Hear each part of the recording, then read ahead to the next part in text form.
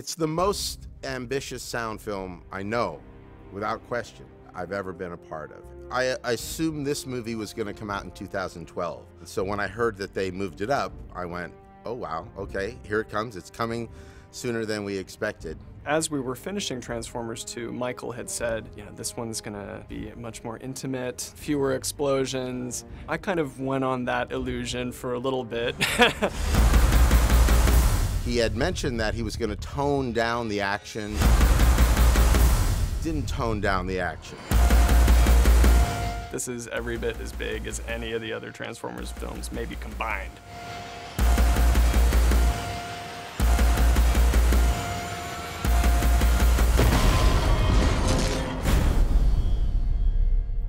Michael's great in the way that he works with us because he gives us a tremendous amount of freedom. So it's really up to us to sort of react to it and to create what feels right to us. And then we'll take it to him and get him to react. And the great thing about him is that he's very clear about what works for him and what doesn't work. I know him pretty well. I know what he likes. He likes a powerful, bold, dynamic mix, but we really try to stay clean, and clarity is obviously the key here.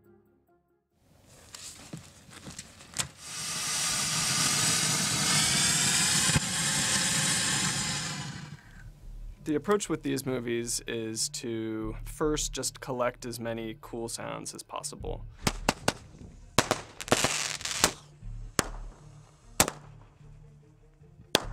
We make it a personal challenge to go out and record as much fresh sound as we can. It's inspiring to us to get out into the field and get new material, fresh ingredients. One of the things we talked about wanting to do with this movie at the most basic level was really push it to the next level in terms of how we take organic sounds and twist them into the electronic, and conversely, how we take electronic sounds and sort of twist them into the more organic world. One of the things we started playing with was an electric guitar to move in that sort of direction where you're just sort of straddling the borders between, okay, is that an organic sound or an electronic sound?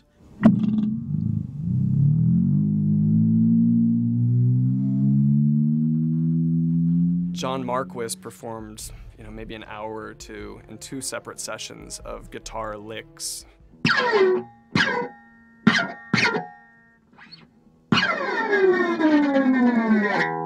One place where those sounds really stuck were for these alien attack ships, which have big gun turrets that lock into place. And the motor sounds of those turrets locking into place are 100% John Marquis on the electric guitar. And it's basically a na na na. When that sound comes up, the residents of Chicago should feel terror because they're about to get blown away.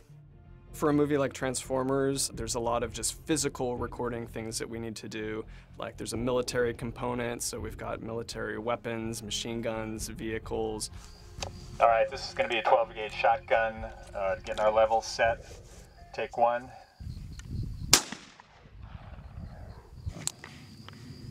As long as that's not in your way, you're good. I'm good with that.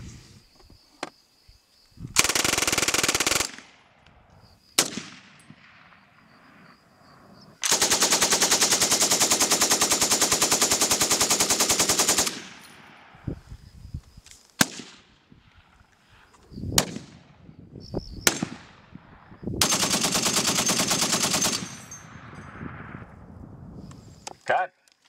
There's a segment of this movie that has a shuttle launch. So we recorded a lot of rocket sounds and 2 different rocket launches on the West Coast out of Vandenberg Air Force Base, which were the largest rocket launches in West Coast history, a Delta IV rocket and an Atlas V rocket with these 100,000-pound payloads. The access that we get with the military through working on a Michael Bay movie is pretty extraordinary, and we had armed escorts helping us set up. The closest rig to the launch was 200 feet away from the launch pad. We set a little timer on the rig and went off to the quarter-mile position, set another rig there, and then we went to the evacuation point, which is 1.5 miles, 2 miles away from ground zero. Record all of these angles, and there's a sequence in the movie where there's no layering of sounds, just that pure air-ripping rocket sound.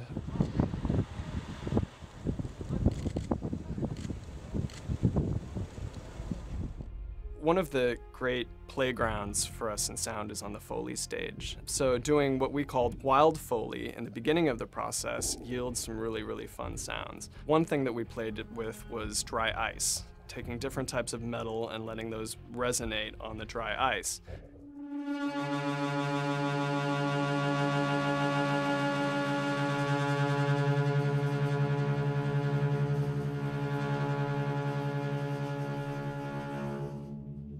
There's one section of the film where there's a massive alien mothership crashing, and part of the metal groans and strain of the hull we made out of that dry ice. There's one whole sequence where we work with the tempo of the music, and Optimus's guns are playing the 8th notes and the 16th notes and are part of the orchestra. So the music's not just a separate sort of abstract thing playing along with action, but the music and the action are working together. Here we go! Here we go! Keep it tight! Coming around. All right, focus, focus, focus. Ow, ow, ow.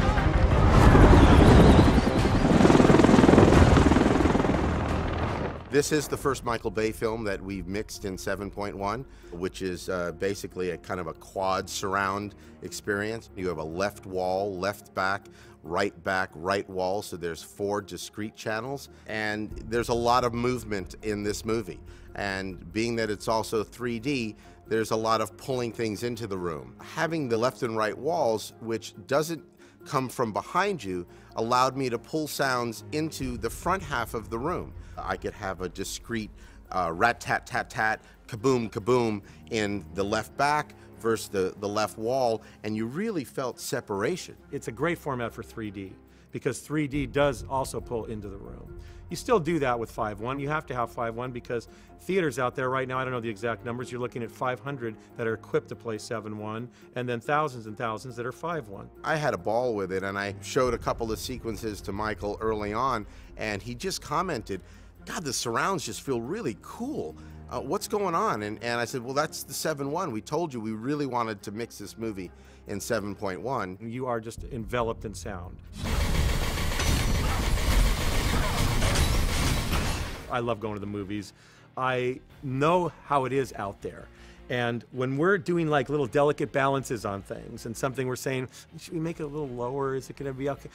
I sit there and say, midnight screening, 700 people, totally into it, full room. Give it that little extra bit because you need that extra little juice. In here, you know, we've got, 8 guys and we've been working all night and nobody's talking, nobody's cheering at the screen. You've got energy in a movie theater. You've got people that are just like pumped. And when they see things on the screen, they're just like, you feel sound from them. So you want to keep it just rocking. I think we have answered what visually I think is probably one of the most outstanding visual effects film I've ever seen. It turned out as good as I'd ever hoped it would be, and my expectations were very high. Michael's expectations are very high. I can't think of a film ever with him that he's been this excited about the sound of his film. He continually talks about there is just so much here for people to enjoy. This is a cinematic experience unlike anything we've ever done. And I know it, he knows it, everyone on this movie knows it, and I just can't wait for people to actually get a chance to see it.